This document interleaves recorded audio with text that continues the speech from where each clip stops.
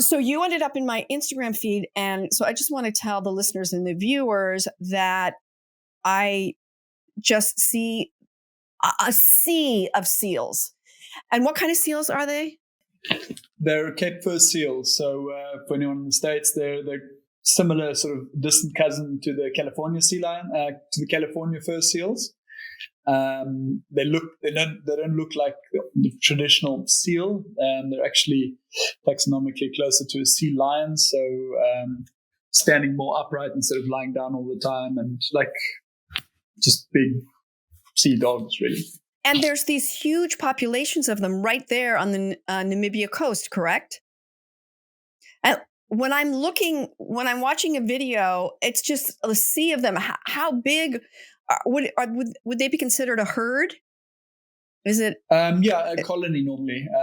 Colony, okay. Yeah, a seal colony. And how many are there? Well, in Namibia in total, we've got around 1.3 million. But the area where I'm working mainly, so Pelican Point, the one colony we go to, where we spend most of our time, is probably around anything between 40 and 60,000. And then Cape Cross, where we drive 2 hours north, that one is much more concentrated, and there you get up to 200,000. So it's just absolutely incredible. You've just got this absolute mass of seals. It's a sight to behold. Like you don't see anything like that anywhere else in the world. It's really my incredible. God, I'm coming to Namibia very soon. I want to see this. So tell us the origin story of how you came to be. You're a full-time conservationist, is that correct? Is this what you're doing? Yeah, basically, yeah. So but just through surfing and developing this love for the ocean, and then I was working as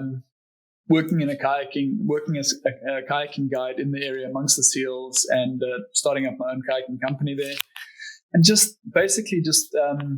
felt this custodianship towards the ocean, and since a young age, my dad was always called out to help with stranded whales and dolphins, and I've always been involved with sort of animal rescues. And on a kayak, saw the seal entangled in a bunch of line nets. We dragged him out to the beach. This was about 9 years ago. We cut him loose, and it felt really good. It felt like the right thing to do. We realized we'd saved this animal's life, and one thing led to another. So when you're off the coast, first of all, when I see the videos, I see all the seals on the shore. And so when you're off the coast and you're surfing, because I think I've seen seals catch waves. Am I right? They do, especially around here. There are so many of them, so there's always seals in the waves. Yeah. Right. So when you're surfing or kayaking, before you sort of turned this corner, would they be close to you? How close do they come to the humans, and when you're out in the water, or is that kind of rare? They're really inquisitive animals, so they'll always pop up, and on the kayak they'll come right up to you. They'll nibble on your paddle. The little ones might even sort of jump up with their feet and come and look at you, and they're super inquisitive, very playful animals. So oh my God, they're like, really, hey, what's up? Yeah.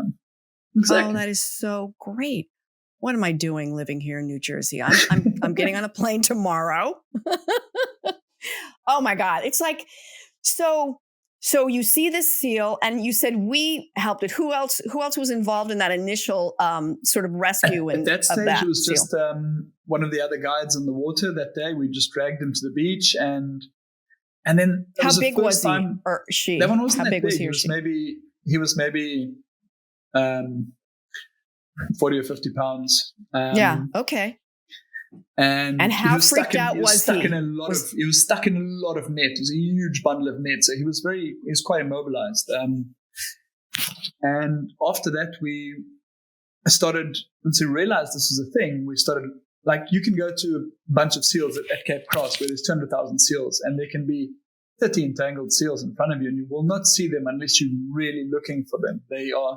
It's so subtle. And only once we actually started knowing this is a problem, actually actively looking for them, did we see more and more of them. So it became a bit of a mission while we were on the kayaking tours to look for seals, and just became more and more until about 3-4 years ago we started really actively logging it, and we started filming it as well.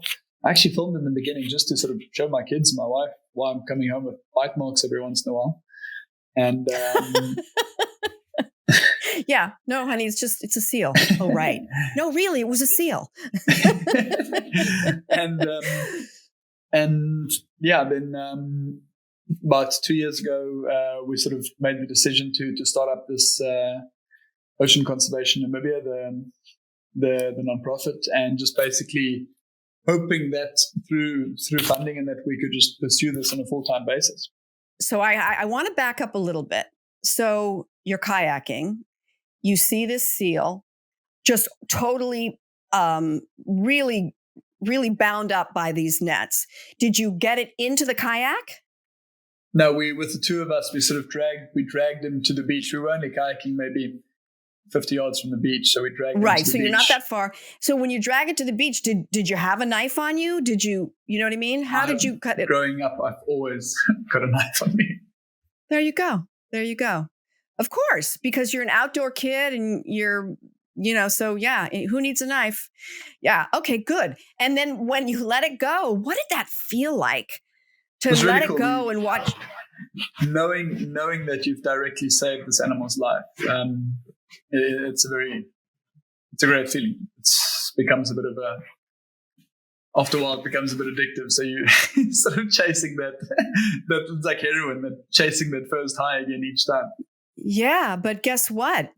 Yeah, no needle marks, and you're actually doing something. The great thing about it is that great feeling is appropriate. It's appropriate. It's not chemical. I mean, it's chemical, but it's because you've done something amazing. You've actually made a difference, right? Yeah. So, what's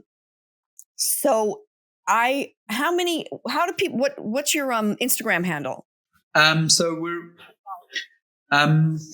my personal one, which has been going since the beginning, the one that really took off, which sort of put us out there initially, is Namib _Naude, and then Ocean Conservation Namibia is which actually is a lot better at posting new content all the time. It's a much more active page. I'm terrible. I'm not a social media fundy at all. Yeah. You're a little busy saving seals. Saving seals, so maybe you're not so good with the posting. So we'll put all that in the notes so people can follow, and also if you follow him, there's an obvious place where you can donate. What I wanted to ask you also is, I noticed, well, obviously you have these nets. How long into it it looks like did you design and create those nets just specifically to save seals, or was something like that already out there? No. So what happened was the first net only came to us just over 2 years ago. Again, through Instagram, it's been amazing, which is connecting us with people all over the world. There is no How to Catch Seals for Dummies book out there. Well, now you can write it. You can write it. We were winging it completely. So we were completely cowboy going in there with like kayak paddles, trying to pin them down, get towels over their head. We got bitten a lot. And somebody from Noah in Seattle saw the videos. He contacted me and said, listen, he's doing similar things on the Californian coast. And he sent me one of his old nets, and it was just an absolute game changer for us. It just went from, things went exponential. Suddenly we could catch seals that were bigger than just being able to catch by hand. I mean, we were catching seals only by hand. And suddenly we could catch pretty much almost anything that came our way. So now we're getting much bigger seals, much more often. Like we go out now. There's 4 of us. We've got 3 big nets and 3 small nets. And like we'll do one run in there, and sometimes we'll fill them all up with seals, and then start and in one like run and get them. That is amazing. And I think that's first of all, it's I when I first started watching, I was like, okay, so these seals look like a huge Santa Claus hat, right? They're tapered, a little bit tapered at the end, and they're big enough so you can get the seal in them. But then at first I was like, well, once you have them in there, how do you get the stuff off? But they have a zipper in it, right?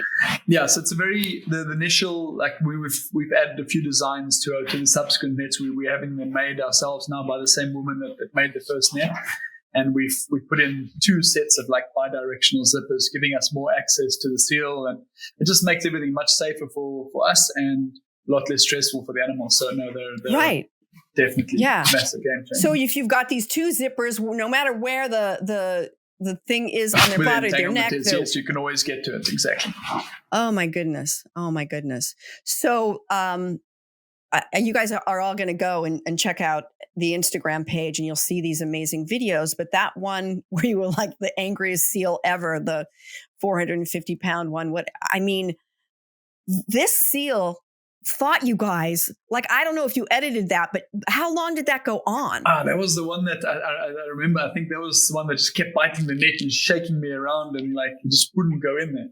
No, he was like, I don't think so. Fine. How long did that take? Just like as a side thing, every day we post videos on YouTube, like full length videos, which are normally much more indicative to the actual length of the rescue. So it's always the best place to watch the videos. Instagram, we normally shorten them down because people on Instagram seem to have a very short attention span. Yeah. So you can go to, and your YouTube channel is... There's also Ocean Conservation Namibia. Ocean Conservation Namibia, where you can see the full length. Yeah. So I did end up watching the long version of it? I don't remember if I did. This, you go and look at the long version, guys, because that guy was particularly angry. He was really, really upset. He just kept on biting the net, and like he actually tore the net to have it repaired after that.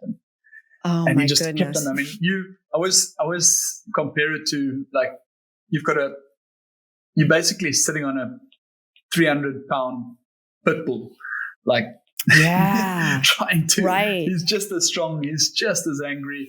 And this is like a fighting dog, like not just a regular nice family dog, pet friendly. This guy is a street fighter. Right. And not an animal that's ever been domesticated, unlike, every dog you'd ever meet. Wow. So he doesn't know why you're jumping on his back, why you're trying to harass him and hold him down. So right. And do you ever get I'm sure you get scared, but was that really scary with that big one? Or do you always feel like, you know what? Yeah, they're big, but I can run faster and I have the upper hand. Or are you scared sometimes? There's a bunch of factors. There's this whole, like you've got massive support faith in the team that's with me. Like, I need to know that they've got my back the whole time. They need to know that I've got their back. So that really helps. And it's also like, I can't lose face and lose the seal. That's not going to happen either. So there's but no, when you've got this thing bearing down at you, especially like when you're close to the beach and this guy's coming down at you, you've only got one chance to get him in the net. I sometimes put my heart rate monitor on, and it's spiking out like above my maximum heart rate. Like it's What? Over 200 beats? How high? How high does it get? It goes like 190 plus for a while, and it'll take a while to stabilize afterwards. Yeah. So there's your cardio. So you're good. You're good for the week. And where did you find your team? I've got a very cool team. So Antoine, the Frenchman, he was working for Sea Shepherd, and his boat came into port about 2 years ago, and by chance we met in a gym and we were chatting and heard what he was up to. So I thought he might enjoy going out. So I took him out twice to come help me catch seals. At that stage, I was pretty much doing it alone still, and then. In the beginning of last year, he was stuck on, he had some shore leave. He was based in Singapore, and he came to visit in March, end of February, for 10 days. He just came to visit. He had some time off, and he said, "Can I come help you catch seals?" I said, "Sure."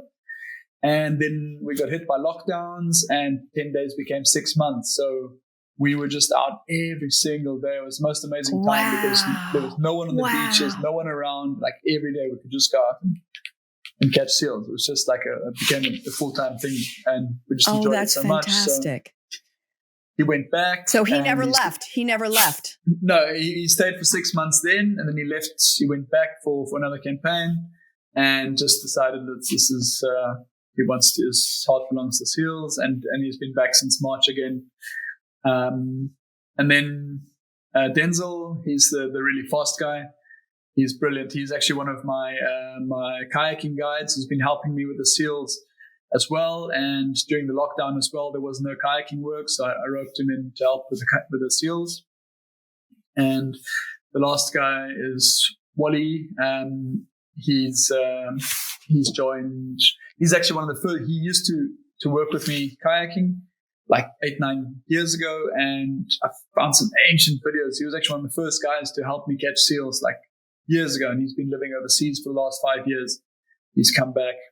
And then the main, I guess the most integral team member is probably my wife. Like she keeps it together. She really, like, she's the boss. She's the one who really gives us structure. She keeps everything, like, she runs tight ship. She's German, and she's brilliant. She's really good at just, like, we if it's up to us, we'd just be out there every day catching seals, and nothing else would happen around. Like, nothing would get ordered. Right. No videos would be posted. Nothing. Like, it's a bit. I mean, what? Yeah, you have to have somebody that's got that administrative side of it, because if people don't know what you're doing, and the change that you're, not only are you guys making a difference, like one seal at a time by actually saving seals, what you're doing is you're creating this awareness around just the incredible amount of garbage that is in the ocean and how much danger our marine animals are. I mean, I think we all know it intellectually, but to have these videos where you see these seals with something, a fishing line that's cutting into them, and it takes it to a whole new level. So you guys doing it one at a time is one thing, but if we didn't know about it, how long have you guys nonprofit now? Like 2 years? 2 years. That's, I mean, you said it exactly right there. So we have got no shortage of seals in Namibia. Saving that one seal is not going to save the population. It's not going to make any difference at all. But it makes a difference that one animal, and more importantly, the amount of awareness we've been able to generate through social media. It's just been huge. It's given us a voice, and that's why we need social media has become such a big part of our organization. Just because, I mean, we've got people reaching out from all over the world telling us how what we're doing has changed their ways, and that's where my wife is so brilliant in putting all these actions into words, putting it out there, and it's amazing. So maybe I should have her on next. You might have to, yeah. Well, that brings me to a couple of questions. We're going to get to your losing it story in about 3 minutes, but the question is, first of all, guys, go to oceanconservationnamibia.org and give some money so Nadia and his team can continue to do what they're doing, right?